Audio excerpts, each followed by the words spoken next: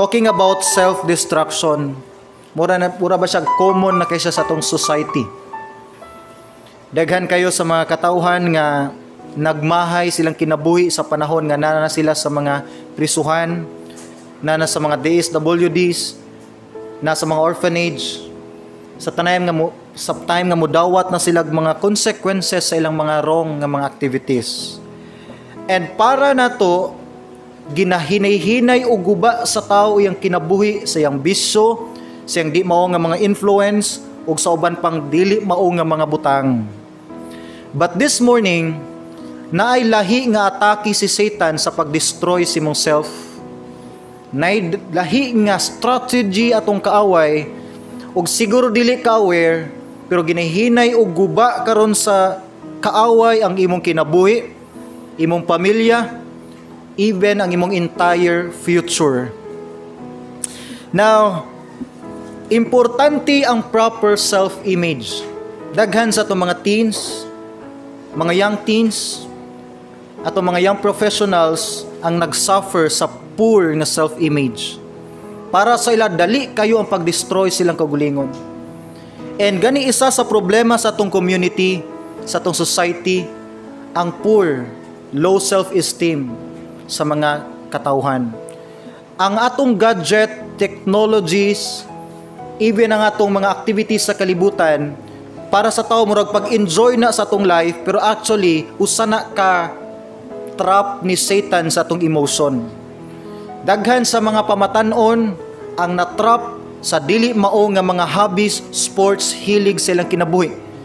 To the point nga grabe sila ka negative. Isa sa mga major nga problem karon sa atong kalibutan, depression.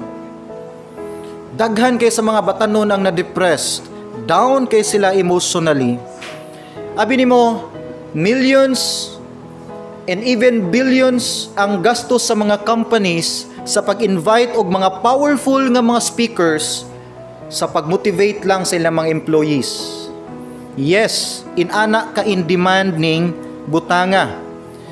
Og isa sa mga example sa mga poor self-image nga pagtan-aw nato sa atong kagulingon, usually if ang tao moingon, I'm not good. Dili ko kamao ni butanga, dili ko maayo, dili ko qualified. I'm not talented, I'm not skilled. Nakoy bad nga history, nakoy dagko nga mga failure sa akong past. And therefore, okay lang nga dili ko nila i-accept. Okay lang nga i-reject ko sa tao. Kay dili ko perfect nga pagkatao. Gikan ko sa broken family, therefore inani akong life.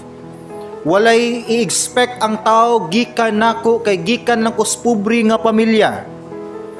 Okay lang daog-daogon ko kay wa ko'y naabtan sa education.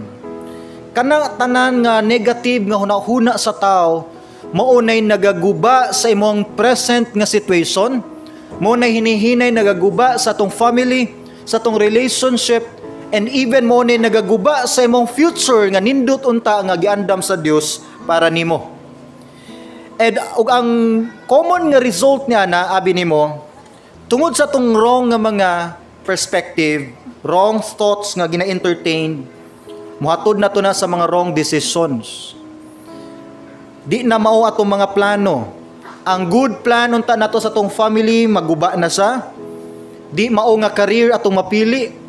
Di mao na nga mga long-term plans. So kung di mao atong long-term nga plans, muratag nagtukod og kagulingong cage sa atong future. Importante ang wisdom sa paghimog plan in the future. Kay kung di mao imong plano sa unahan, sayang imong effort sa pagtukod sa imong future. Pero kung sakto imong dream in the future, every step, single step sa imong pagpaningkamot usana ka bahandi katumanan sa imong damgo.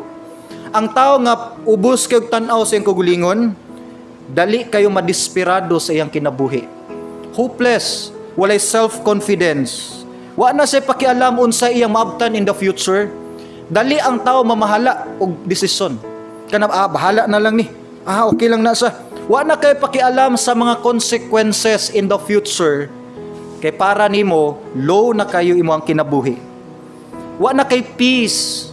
Wa na kay security. Mo nang para nimo bahala na lang ang tanan. Wa na kay love sa imong kaugalingon. Wa na kay love pud sa ubang butang. Dali ka ma-discourage. Mawad-an kag potential sa pag-improve sa imong kaugalingon ug tan-aw nimo sa ubang tao usab ubos. Giunsa nimong tan-aw imong kaugalingon inana pud ka mo tan-aw actually sa uban. Dali ang tao ma-depress, mawala ilang kumpiyansa ug dali ka mo-withdraw sa mga social activities. Mas pilion niyo mag-isolate kaysa makig-fellowship kanila, makig-fellowship ka, wa man kay share gihapon nga mga nindot nga butang about yourself, mas pilion pa nimo mag-inusara.